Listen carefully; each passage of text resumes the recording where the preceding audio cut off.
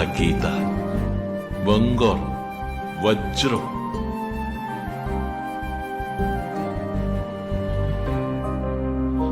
నువ్వు ఒకసారి నా మొహం బాగా చూసుకో గీత. రేయ్, నా కూతురు జోలికెళ్ళావు మర్యాద తక్కదు.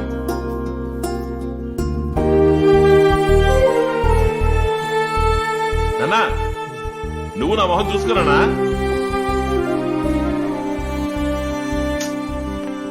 చెప్పాల్సింది చెప్పాను, తర్వాత మీ ఇష్టం. రేపు మీరే బాధపడతారు. దయచేయండి గీతా కుమారి.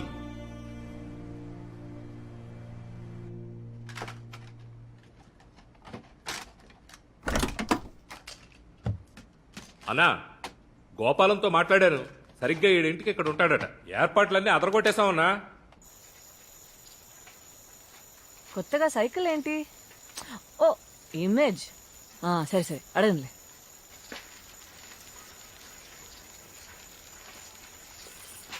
ఈ మూన్ లైట్ లో నువ్వెంత అందంగా ఉన్నావో తెలుసా? అదెలా గోపాలం సార్? ఒకేసారి ఇద్దరిని ప్రేమించడం వీలు పడుతుందా? రోడ్ చూసి పోనీ. నువ్వు ఎప్పటికీ నమ్ముతావు. Please trust your husband.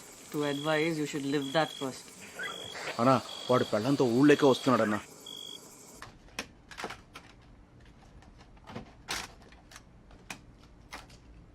Sir, ఏం జరుగుతుందో తెలియకపోతే మేమెలా ప్రిపేర్డ్గా ఉండగలం?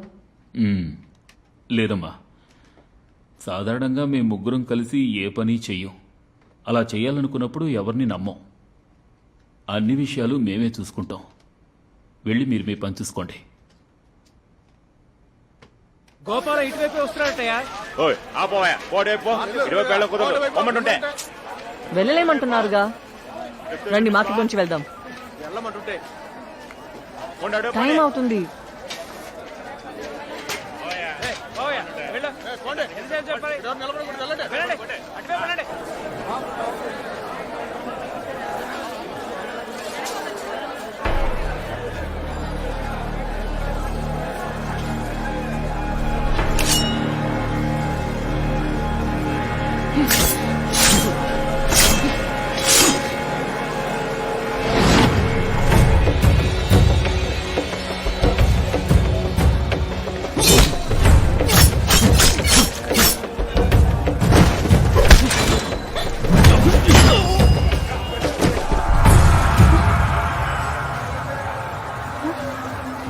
ఏమండి?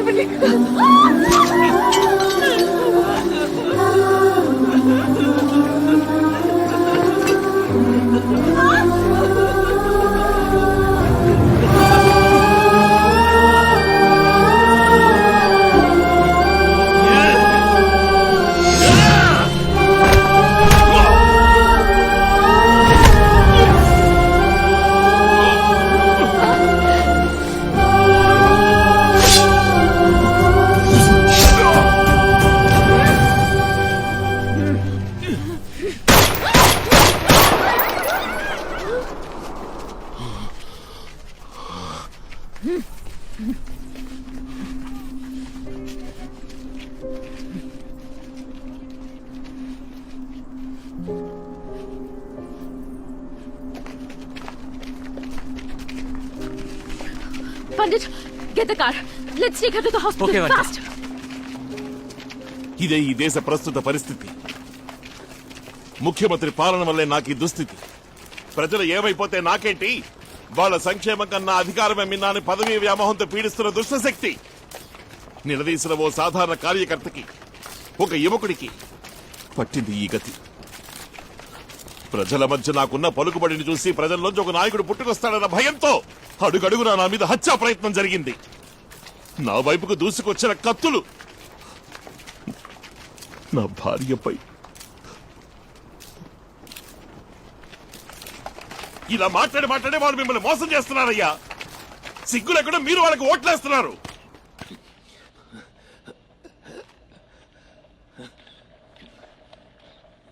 అయ్యా అయ్యలారా, అమ్మలారా, ఇక్కడికి తరలి వచ్చిన యువకులారా, నమస్కారం. ఉండవయ్యా, చివరి ఆయుధం ఉందిగా.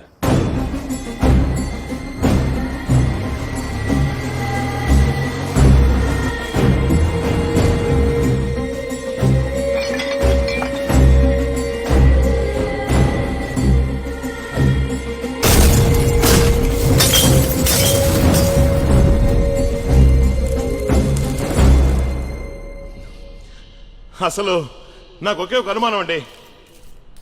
అడగమంటారా? కోపడరు కదా?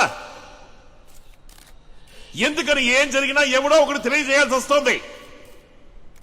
ఎందుకని ఈ అని ఈకిలిస్తూ మీరు తలాడిస్తున్నారు? మనతో ఆడుకుంటున్నారు కదా, మరి ఎందుకని సిగ్గు సరం లేకుండా అన్నిటినీ సహిస్తున్నారు? కారణం మీరు చెప్పక్కర్లేదు, నాకే తెలుసు. భయం. మనల్ని బాగా బెదిరించారు. కాలాల తరబడి వంశపారంపర్యంగా బానిసలుగా ఉండిపోయాం. ఇప్పుడు ఉన్నటువంటి మారమంటే ఎలా మారుతాం? మనం ఏమన్నా తుపాకులు తీసుకెళ్లి యుద్ధం చేసే స్వాతంత్రం తెచ్చుకున్నాం? గాంధీ తాతకి తెలుసు కదా, ఆలోచించుంటాడు మానవుడు. రండ్రా, ఆయుధాలు తీసుకెళ్లి స్వతంత్రం తెచ్చుకుందామంటే ఎప్పుడు వెళ్ళుండేవాడు కాడు. నడవచ్చు, కూర్చోవచ్చు, దెబ్బలు తినచ్చు, తన్నులు తినచ్చు, పస్తులు ఉండొచ్చు. ఈ పిరికి వాళ్ళకి ఇలాగే స్వాతంత్రం తెచ్చిపెట్టగలమని ఆయనకు ఆ రోజు అర్థమైపోయింది. ఆ రోజు నుంచి ఈ రోజు వరకు మనం మారలేదే. మహా అయితే మనం పెద్ద ఏం చేస్తుంటాం? సునామీయే వచ్చినా అబ్బా మన కుటుంబానికి ఏం కాలేదుగా. ఇక టీవీలో మిగతా వాళ్ళు చేస్తే అంటూ చూస్తాం. అయ్యో, అక్కడ అంతమంది చనిపోయారా? ఇది అక్కడ అంత అవినీత ఏంటి? చిన్నపిల్లని రేప్ చేసి చంపేశారా? తర్వాతి రోజు నోట్లో ఇడ్లీని కుక్కుని బ్యాగ్ తగిలించుకుని ఎవరికి వాళ్ళ ఉద్యోగానికి పోతాం. వీటన్నిటినీ దాటి దేశం బాగుండాలని ఎవడైనా పోరాడితే వేసుకోరా ఫేస్బుక్ లో ఒక పోస్టు, 2 లైకులు. ఏంటి జైల్లో పడేశారా? పట్టుకుని లోపలేశారా? పెట్రా 10 కామెంట్లు వాట్సాప్ గ్రూప్ లో. ఇంతకన్నా ఇంకేమన్నా చేశామా?